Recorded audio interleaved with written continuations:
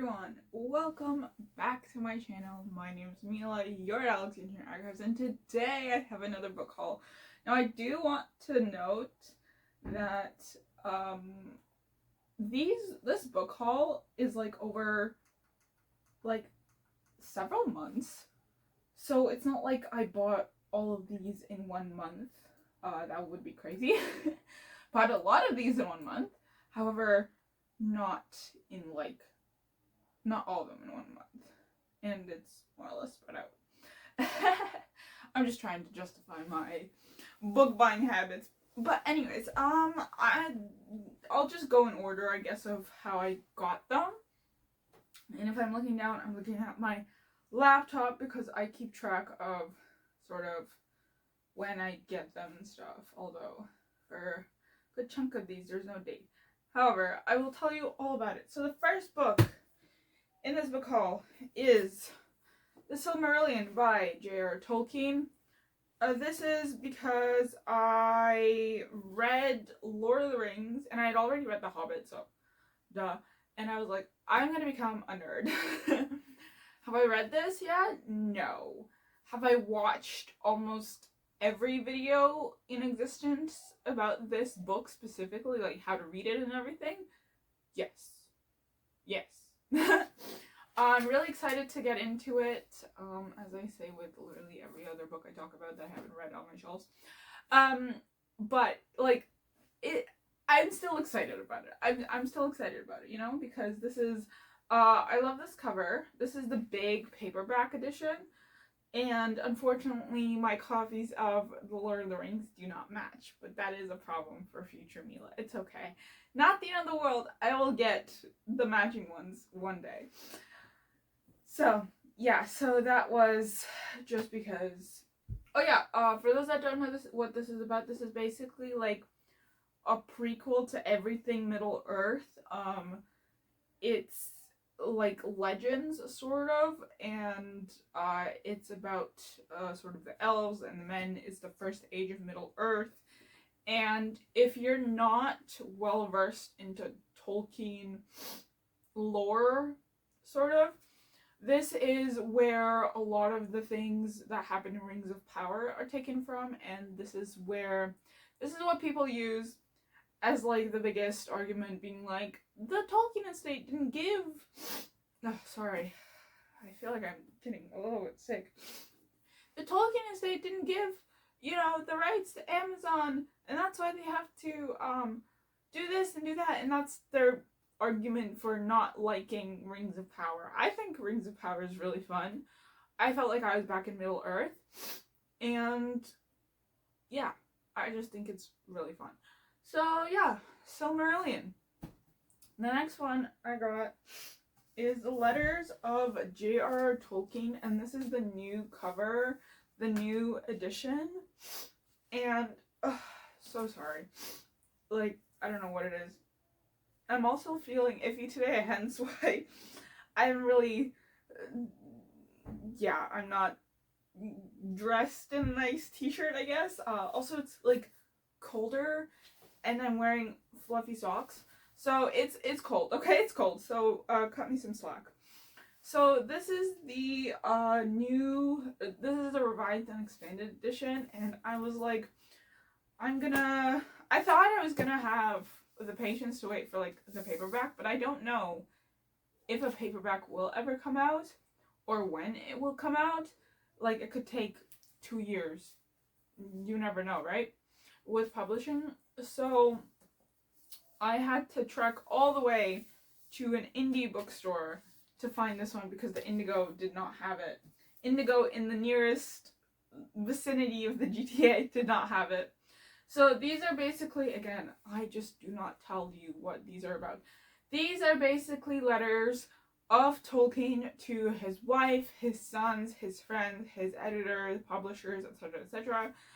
And he goes in depth with his reasoning for certain things in Lord of the Rings, and for like corrections and stuff, because Lord of the Rings has been like the way it was published, since he wanted it in one volume, and that's why people will be annoying about it and be like, hey, just an FYI, did you know that Lord of the Rings was supposed to be one volume, but because of publishing constraints, because of printing constraints at the time, it was split into 3. So I'm that annoying person.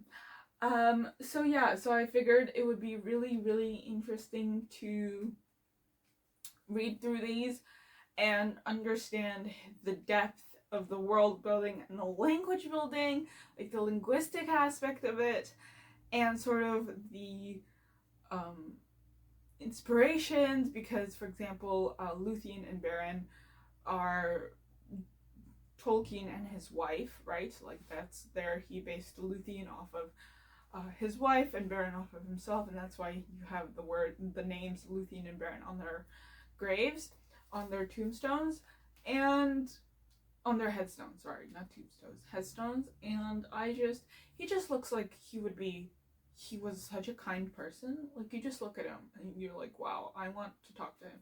So you know that question that was like an icebreaker question. If there's any author, if there's any person dead or alive that you'd want to have lunch or dinner with, who would it be? A lot of the time, I just named someone who was alive because that was easier. However, this is one of them. If I could just talk to Tolkien, just understand things about Middle Earth, that would be just amazing. Yeah. Ah! Whoops. The next book I have is In Search of the Castaways. So I know this looks very modern-ish, but this is actually not a modern book. This is a very old book, actually. When was this first published? Let me see when it was first published.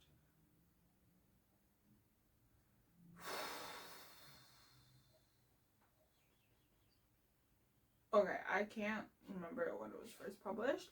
However, editing Mila will take care of that. So In Search of the Castaways is is a Jules Verne book, and Jules Verne was a French writer, and he's known as the father, basically, of science fiction, because a lot of the things he predicted, a lot of the things he talked about in his stories were, like, true, like they were correct. Like submarines and stuff, and just things about the earth and stuff. And In Search of the Castaways follows two siblings whose father went missing, and a note comes up, and there's a lord and lady, and a note appears to them in like a bottle, sort of, and they find the kids, and then the kids find out that, like, hey, like, our father is not dead, we think he's alive, we believe he's alive, he wouldn't do this to us. And so this is just their adventure. This is my mom's favorite book, and I've been meaning to read it for the longest time, and I finally got a copy, so I have no excuse, so I will be reading this hopefully soon, and I would love to annotate, and I just love how big the font is, and I love this cover. I think this is a pretty interesting cover, and it's modern enough to capture the eye of someone who doesn't know about Jules Verne, but it's also, you know, old-ish enough. I don't know how to explain it, but it's just a really interesting cover, I think. It does give a little bit Journey to the Center of the Earth more, like the movie with Josh Hutcherson. However, I'm really excited to read this. It is big. It is a thick boy. I did not expect it to have nearly 600 pages. However, I'm really excited for this. And these are this is for, pretty sure a lot of his books are like, he's like a children's author, so a lot of his books are good for children. So I'm really excited for this one. Yeah. And then I'm going to read it in French, so I'll tell you how that goes. The next book I got, what do we have here, is the Two Towers paperback illustrated, and this is the paperback, which is important to note. And I still don't like how far away I am. I look so far away. Maybe it's just my perception is being weird. Like, can you even see that? I can't even tell if you can see it. Okay. You know what? Whatever. So I got this from a secondhand bookstore, and somebody bought the third copy, a copy of the third of Return of the King before I'd finished it, and I'm so mad about that. So if anyone has, like, the paperback, like, the big paperback versions of the first one and the third one, please ignore the screaming. Please, like, let me know, and I will, like, buy them off you, please. Because I would love to finish, like, this set. And it has pictures! It has illustrations!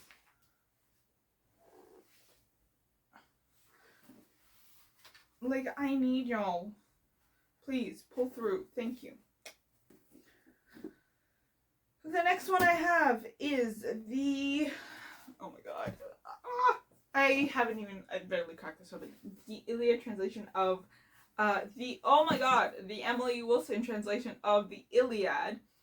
And it's a paperback which matches the Odyssey, and woo! I am so excited to get into this and annotate it and read it, and I love Emily Wilson's translation of the Odyssey. I know that people have a lot of, like, commentary on it, and there's a lot of critique on it, and but I just think she's brilliant. I just love her translations. And this is coming as someone who is in classical studies. However, I have not extensively studied ancient Greek, so I don't have that sort of POV of someone who knows Greek, like, knows ancient Greek. But, like, in terms of someone who knows English and can compare to others, I love her translation of the Odyssey. I think it's brilliant. So that might ruffle some feathers. The next one I got is a Game of Thrones. And yes, this is the big paperback editions because, yeah. And it's floppy. It got floppier as I kept reading it, because towards the end of the book, I have a vlog for this. Towards the end of the book, I was literally, like, folding the pages over because I was just so tired of holding it like this. And yeah, I finished this. I believe I rated it 4.75 stars, just because some things were making me uncomfortable. And that's okay, because I can enjoy the overall story. However, things could make me uncomfortable. Did I think that some of the things were necessary? Absolutely. If you know, you know. This is one of the biggest fantasy series. Yes, the author hasn't released book 6 and 7. Yes, there are 2 TV shows and the third one in the making. La da da da da da da da da da. This follows a bunch of houses, and the king dies, and they're fighting over the throne and all that stuff. That's basically it. And Clash of Kings. I am, like, reading it. I've paused. Like, this is the front, so I'm still at fairly early on, and I think this is a brand chapter. It is a brand chapter, and I don't care if he's important. His chapters are boring. So this is the second book to Game of Thrones. I can't really say much. However, I was enjoying it until we got to a brand chapter, and I decided I'm going to. I felt the drag. Anyways, the next book I have is The Will of the Many by James Arlington. And yes, this is the original cover that I went and looked for and bought, because hardcovers are expensive in Canada, and that's how you know you shouldn't change the cover, because I went out of my way to get a hardback of it, because we're not getting a paperback, because if you don't know, the publishers have decided to change. What is that? Whoops. My father called. Oh, we don't have a lot of time left. So yeah, this follows our main character Vis, who has to go and infiltrate a top secret academy. This is Roman Republic-esque inspiration. The new cover is from, like, a deluxe edition, and then all the next books, I think it's 3 books or 2 books, I'm not too sure, will have, like, with the new cover artist. And I am still pissed about it. Also, this is the Museum Society Book Club September pick, so please, if you would like to join, I will leave the links down below. The next one I have is Glorious Exploits by Freddie Lennon. I think this cover is so goofy. This cover is so goofy, but I love it. This is set in Sicily amid the Peloponnesian War, and the Syracusans are,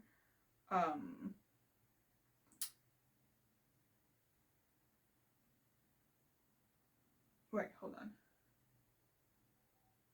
Okay, so the Athenians tried to invade the city, and the Syracusans have herded the prisoners of war, so the Athenians, into a rock quarry and left them to rot.